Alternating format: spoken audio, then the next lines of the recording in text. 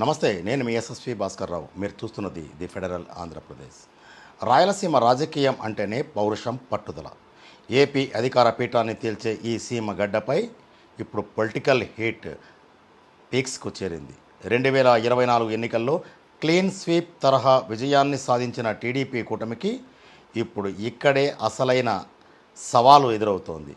ఒకవైపు వైసీపీ విసురుతున్న బాణాలు, మరోవైపు కట్టుబాటు తప్పుతున్న సొంత పార్టీ ఎమ్మెల్యేలను గాడిలో పెట్టడం అనేది సీఎం చంద్రబాబుకు పెద్ద తలనొప్పిగా మారింది. ముఖ్యమంత్రి నారా చంద్రబాబుతో పాటు ఆయన కొడుకు నారా లోకేష్ అభివృద్ధి సంక్షేమ కార్యక్రమాలపైన, పరిశ్రమల ఏర్పాటుపైన దృష్టి సారిస్తుంటే ఐటీడీపీ నేతలను, ఎమ్మెల్యేలను గాడిలో పెట్టే బాధ్యతలను అప్పగించారు. మొత్తానికి రాయలసీమలో వైసీపీ వర్సెస్ టీడీపీ అనేది ఇక్కడ రాజకీయం హాట్గా మారింది. సొంత పార్టీ ఎమ్మెల్యేలను చక్కదిద్దుకోవడంతో పాటు క్షేత్రస్థాయిలో పరిస్థితిని చక్కదిద్దడం కూటమికి ఒక సవాల్ ఎదురైతే, అనేక సమస్యలపై పోరుబాట పట్టిన వైసీపీని నిలువరింపజేయడం కూడా ఒక పెద్ద టాస్క్గా మారింది.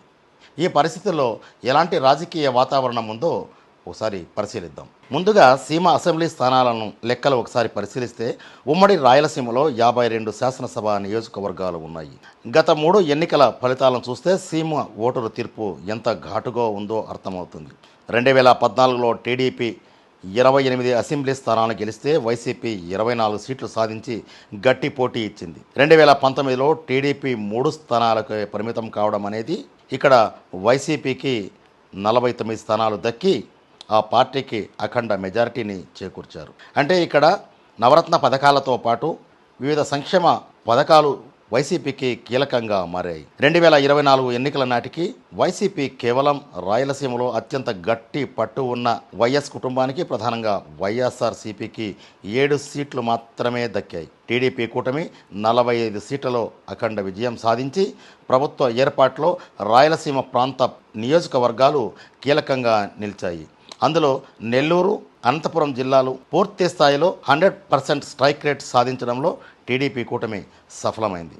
ఇలాంటి అఖండ ప్రజా మద్దతు సాధించిన టీడీపీ కూటమికి రాయలసీమలో, అది కూడా సొంత పార్టీలో ఎలాంటి సవాళ్లు ఎదురవుతున్నాయి, దీనిని చక్కదిద్ది వైసీపీకి ధీటుగా సమాధానం చెప్పడంలో టీడీపీ అధ్యక్షుడు, ముఖ్యమంత్రి నారా చంద్రబాబు ఎలాంటి ఎత్తుగడలు వేస్తున్నారో ఒకసారి చూద్దాం. వైసీపీ సవాళ్లను పక్కన పెడితే టీడీపీ కూటమి ఎమ్మెల్యేల తీరు పార్టీ ఇమేజ్ను దెబ్బతీస్తున్నట్లే కనిపిస్తుంది. కర్నూలు జిల్లా ఆలగడ్డ నియోజకవర్గంలో, అది కూడా శ్రీశైలం క్షేత్రంలో తలనీలాల కాంట్రాక్ట్ వివాదంతో ఎమ్మెల్యే భూమా అఖిలప్రియ రచ్చకెక్కడమే కాకుండా ఈ రగడ అమరావతి వరకు పంచాయతీకి దారితీసింది. అనంతపురం, గుంతకల్లు, కళ్యాణదుర్గం ఎమ్మెల్యేలు నోటికి హద్దులు లేని తీరు, ఎమ్మెల్యేల మధ్య వర్గపోరు, మాజీ ఎమ్మెల్యేలతో అసంతృప్తి జ్వాలలు పార్టీకి కంటకంగా మారాయి. తాజాగా ప్రొద్దుటూరు ఎమ్మెల్యే నంద్యాల వరదరాజరెడ్డి అవినీతిపై చేసిన వ్యాఖ్యలు తీవ్ర కలకలం చెలరేగాయి. ఇదే సందర్భంలో ఉమ్మడి చిత్తూరు జిల్లాలో, అది కూడా ముఖ్యమంత్రి నారా చంద్రబాబు సొంత జిల్లా మదనపల్లిలో గ్రూపుల కుంపట్లు రాజ్యమేలుతున్నాయి. తిరుపతిలో జనసేన ఎమ్మెల్యే ఉన్నప్పటికీ అంతర్గత పోరు, అసమ్మతి జ్వాలలు ఎక్కువగా ఉన్నాయి. అంటే ఇక్కడ తిరుపతి నియోజకవర్గంలో మాజీ ఎమ్మెల్యే సుగుణమ్మకు నియోజకవర్గ ఇన్ఛార్జి బాధ్యతల నుంచి తప్పించడం ఆమెను అసంతృప్తికి గురి చేసింది. అలాగే నగిరి నియోజకవర్గంలో గాలి భానుప్రకాష్ స్థానికులకు, నాయకులకు అందుబాటులో ఉండడం లేదనే సమస్య ఇక్కడ ముందుకు రావడంతో పాటు నాయకుల మధ్య కూడా సహ్యత కొరబడింది. అంతర్గత అసంతృప్తులు క్షేత్రస్థాయి కేడర్ను కుంగదీస్తున్నాయి. ఈ పరిస్థితుల్లో వైసీపీ పొలిటికల్ స్కెచ్ ఏంటి, మళ్ళీ సీమలో పట్టు సాధించాలని ఆ పార్టీ చేస్తున్న ప్రయత్నాలు, పట్టిన పోరుబాట ఎలా ఉందో ఒకసారి చూద్దాం. కోల్పోయిన సీమ కోటను మళ్లీ బలోపేతం చేసుకునేందుకు వైఎస్ జగన్ గట్టి స్కెచ్ వేస్తున్నట్లే ఆ పార్టీ వర్గాల నుంచి తెలుస్తోంది. క్షేత్రస్థాయిలో కూడా సాగిస్తున్న నిరసన కార్యక్రమాలు కూడా ప్రభుత్వానికి పంటి కింద రాయిలా మారాయి. అమరావతి వర్సెస్ సీమ, నిధులన్నీ అమరావతికే మళ్లిస్తూ రాయలసీమకు తీవ్ర అన్యాయం చేస్తున్నారంటూ వైసీపీ నేతలు క్షేత్రస్థాయిలో దాడి పెంచారు. సాగునీటి యుద్ధం, రాయలసీమ ఎత్తిపోతల పథకం, శ్రీశైలం జలాశయం మట్టంపై ప్రభుత్వాన్ని కార్నర్ చేస్తూ రైతులను తమ వైపు తిప్పుకునే ప్రయత్నం చేస్తున్నారు. అంతేకాకుండా హామీల, అంటే 2024 ఎన్నికలకు ముందు ఇచ్చిన హామీలపై కూడా నిలదీస్తున్నారు. 55 సంవత్సరాలు దాటిన మహిళలకు రూ. 15,000 ఇచ్చే కార్యక్రమంతో పాటు సూపర్ 6 హామీల అమలులో ఆలస్యాన్ని ఎండగడుతున్నారు.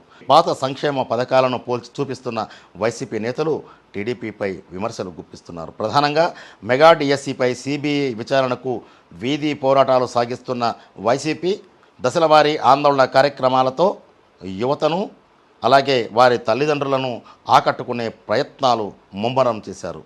ఇదే సమయంలో రాయలసీమ ప్రాంత ప్రయోజనాలకు ఎత్తిపోతల పథకమే శరణ్యమంటూ కడప, అనంతపురం, కర్నూలు జిల్లాల్లో హంద్రీ నీవా కాలువల లైనింగ్ పనుల నాణ్యతపై వైసీపీ ఎక్కడికక్కడ పోరుబాట సాగిస్తోంది. దీనికి తోడు శాంతి భద్రతలు అదుపులో లేకుండా పోవడం అనేది మహిళలపై దాడులు, వైసీపీ నేతలను వేధిస్తున్న తీరుపై పవర్ఫుల్ వెపన్గా వాడుకుంటున్న వైసీపీ జనంలోకి వెళ్లడంలో ఏమాత్రం తగ్గడం లేదు. ఇదిలా ఉంటే కేసులకు భయపడేది లేదు. ఎన్ని కేసులు పెట్టినా వెనకంజ వేయం. 2029లో వైసీపీనే అధికారంలోకి వస్తుంది. అప్పుడు దీనికి 20 ఇంతలు ఎక్కువ వడ్డీతో సహా రుణం చెల్లించుకోవడానికి సిద్ధంగా ఉండాలంటూ వైసీపీ మాజీ మంత్రి కొడాలి నాని తాజాగా పునరుద్ఘాటించారు. ఇదే మాటను వైసీపీ చీఫ్ జగన్తో పాటు ఆ పార్టీ నాయకులు పదే పదే చెబుతుండడం ఇక్కడ గమనార్హం. అంటే 2029 ఎన్నికల్లో ఖచ్చితంగా తమ పార్టీ అధికారంలోకి రాబోతోందనే సంకేతాలను ప్రజల్లోకి బలంగా చొప్పించడానికి వైసీపీ పోరుబాటుతో ముందుకు సాగుతోంది. ఇదిలా ఉంటే వైసీపీ చీఫ్ మాజీ ముఖ్యమంత్రి వైఎస్ జగన్ సాగిస్తున్న ఓదార్పు యాత్రల బల ప్రదర్శనకు వేదికగా మారుతోంది. ఇది తమకు ఉన్న సంఖ్యాబలాన్ని, ప్రజా మద్దతును టీడీపీ కూటమికి ఒక సవాల్గానే చూపిస్తున్నట్లు భావిస్తున్నారు. రాష్ట్రంలో ఎక్కడైనా సరే నాయకులకు కేసులతో ఇబ్బంది ఎదురైతే జగన్ వెంటనే రంగంలోకి వస్తున్నారు.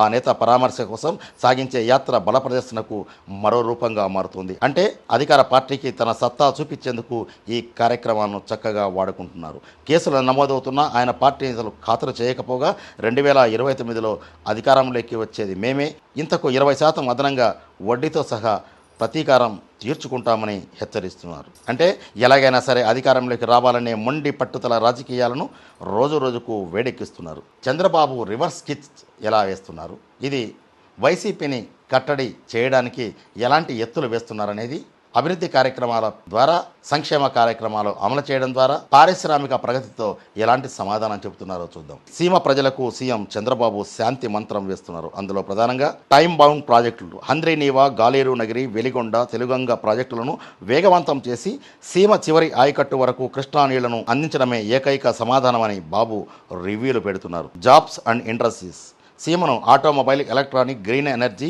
హబ్గా మార్చి యువతకు వేలాది ఉద్యోగాలు తెచ్చేందుకు పెట్టుబడులు ఆకర్షిస్తున్నారు. పవన్, లోకేష్ మార్క్. సనాతన ధర్మం, యువత ఓటు బ్యాంకును ఆకట్టుకోవడంలో పవన్ కళ్యాణ్ సక్సెస్ అవుతుంటే లోకేష్ రెడ్ బుక్ హెచ్చరికలు, ఉపాధి నియామకాలతో స్పీడ్ పెంచారు. రాయలసీమలో పట్టు నిలుపుకోవడం కూటమికి కేవలం రాజకీయ గెలుపు మాత్రమే కాదు, వారి భవిష్యత్తు ఉనికికి సంబంధించిన అతిపెద్ద పరీక్ష.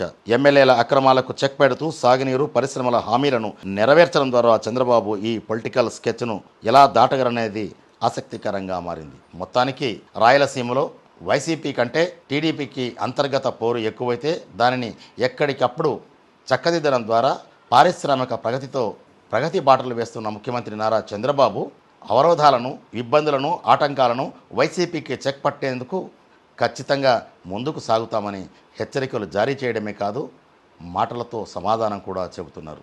ఇది రాయలసీమలో వైసీపీ వర్సెస్ టీడీపీ కూటమి మధ్య సాగుతున్న పొలిటికల్ వార్. మరో ఆసక్తికరమైన కథనం కోసం చూస్తూనే ఉండండి ది ఫెడరల్ ఆంధ్రప్రదేశ్. నేను మీ SSV Bhaskar Rao, federal correspondent, Tirupati.